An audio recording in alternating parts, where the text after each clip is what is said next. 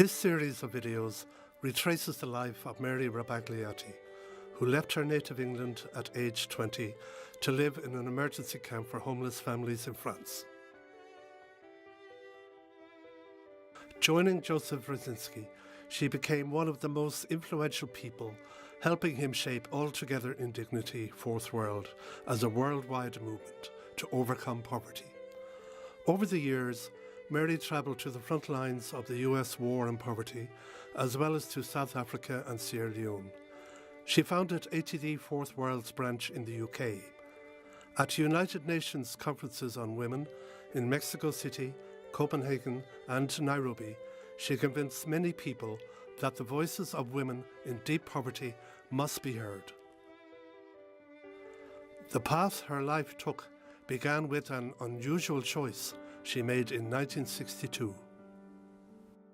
The main choices in life were to go to school or to get married. I wanted something else, but what? I worked as a secretary in offices. I know what it is to go and earn money, go home in the evening and do your own thing. I didn't like it. It just didn't suit me. I thought it was a waste of time earning money, helping to get somebody else rich, and then going out, wasting your time, spending it after. I was looking around for something useful to do with my life. I wanted to give my life some meaning, and I knew it would somehow involve serving the poor. I didn't know where to go or what to do, so I picked up the telephone directory and looked through for an organisation that worked with children. I found an organisation called International Help for Children. They were taking children from refugee camps to have holidays in Britain. Little children, 5, 6 and 7 years old.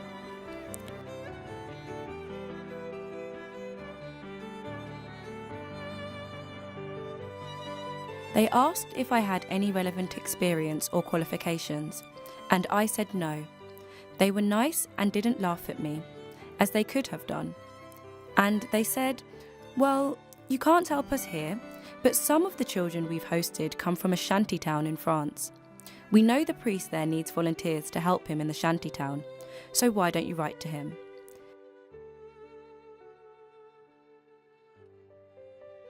So I did, and he said,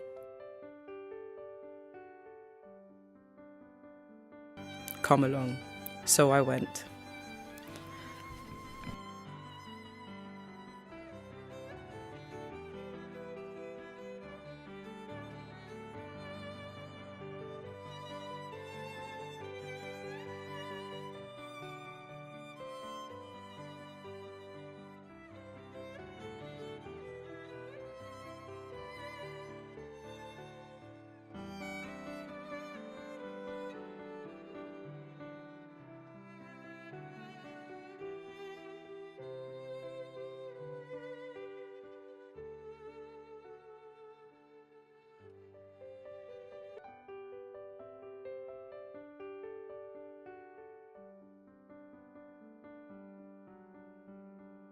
It was February 1962. It was kind of rather a dark, misty evening. The thing that really struck me was when I got off the bus and walked down the road suddenly stopped. There was a tarmac road, and then suddenly it stopped and there was a dust road full of potholes.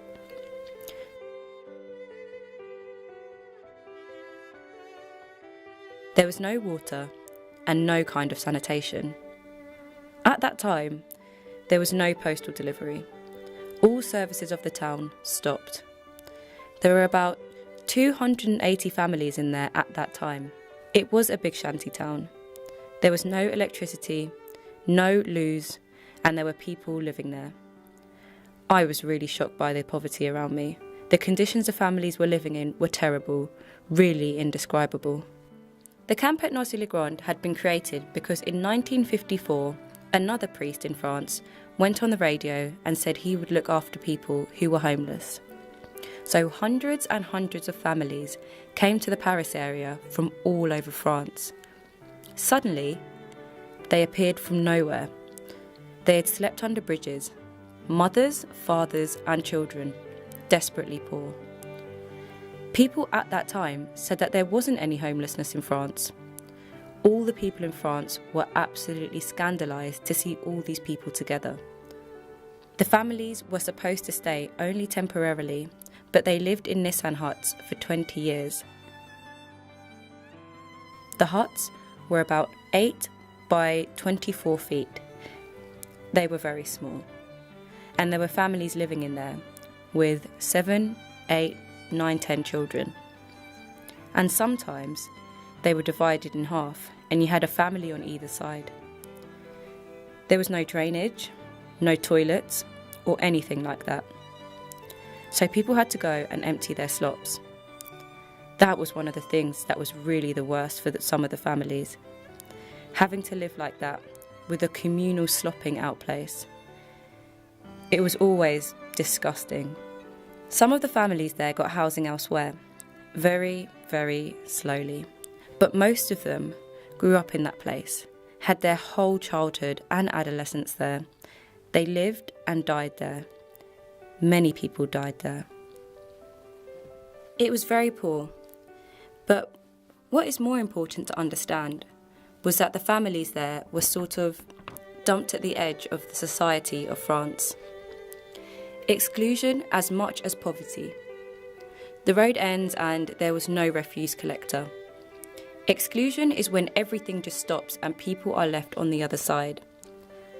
The families were there and they were abandoned and nobody wanted anything to do with them. No one gave a damn what happened to them. I was 20 years old, just starting out in life and completely unprepared.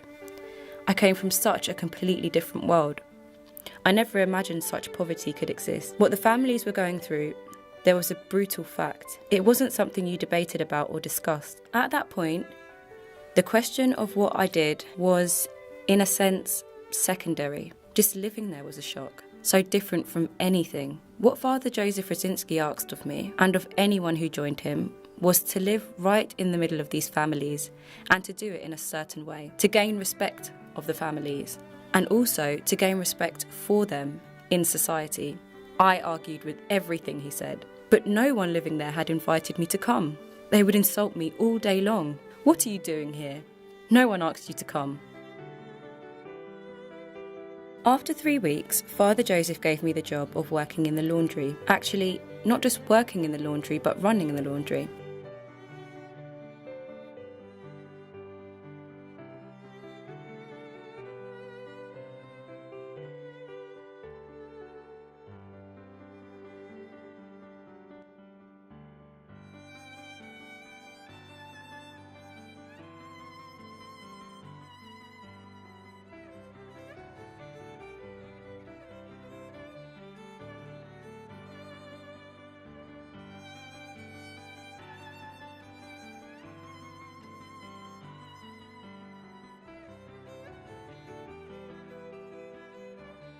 Nobody had water or anything at home, and of course, they didn't have any washing machines.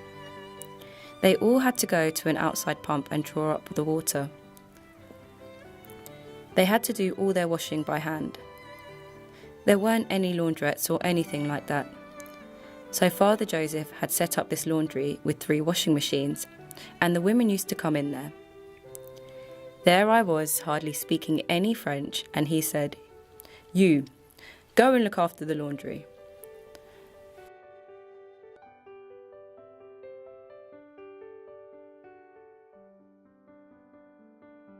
The first day, the teenage girls who came in stole the money box. I'm very proud to say that I got it back, which was, I think, quite an achievement when you consider that they were obviously having one out on me. Seeing what they could get away with this new person who didn't speak their language and didn't know what was going on. It was the mothers who introduced me into the laundry, or rather it was mainly the teenage girls, who I found 1,000 times more difficult and scary to deal with. I spent the first few days just trying to find a way to be useful, but they were the ones showing me how the machines worked. I worked for the next 9 months in this laundry, helping the mothers who came in to work the machines, to wash and to mend clothing. Their laundry was amazing. It had their poverty written all over it. But what shocked me even more was to see what little choice the girls had. All they could do was help their mothers, take care of their little brothers and sisters, live in this muddy, dark place. Plus, they had to deal with me because I was supposed to ask them for some money for the machines, and these families had nothing. For the sake of people's own honour, Father Joseph forbade us to give anything away.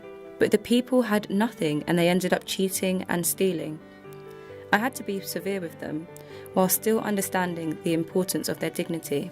When I first started working there, I was quite lost, and the women tried to make me feel comfortable. At the same time, they kept watch to see how I would react to them. They weren't sure they could trust me. Little by little, the situation became reversed, until I was accepted as having authority there, and I was the one trying to help them feel comfortable. The responsibility I'd been given was to show them how the machines worked, and to make sure the irons were put away properly, but also to create a good atmosphere. It's fortunate that this last bit wasn't stressed too much, because if there's one thing that makes me want to flee to the other side of the earth, it's being asked to create a good atmosphere. Just as though it were as easy as laying a table. Some people do find that easy, but I don't. If I try consciously to create atmosphere, that paralyses me, and so of course it doesn't work. In the first few days after my arrival, a volunteer who was there before me criticised me for not making enough conversation with the women. I was furious. In any context, I find it foolish to chatter, just of a way of filling silence. I also think there can be just as much of a good atmosphere in silence as in conversation, and sometimes even more. That doesn't mean spending hours in silence. It means using good judgment. And to use that judgment, you have to be relaxed. If you're always trying to think up something to say, it won't work. What I'm saying is that I'm not the type of person to be gaily talkative from sun up to sundown. What I did try to create there was a place where each woman could express her own personality and develop. For those 10 minutes or 2 hours in the laundry, it could be a place to get away from the Nissan huts, which were so very unpleasant to live in. The atmosphere came from the women who showed up and the moods they happened to be in. Of course, they often needed help, but for me, the adventure of each day was to discover what might be behind the moods of one or the other of them, and sometimes of the whole group. I found that much more interesting than the idea of creating atmosphere.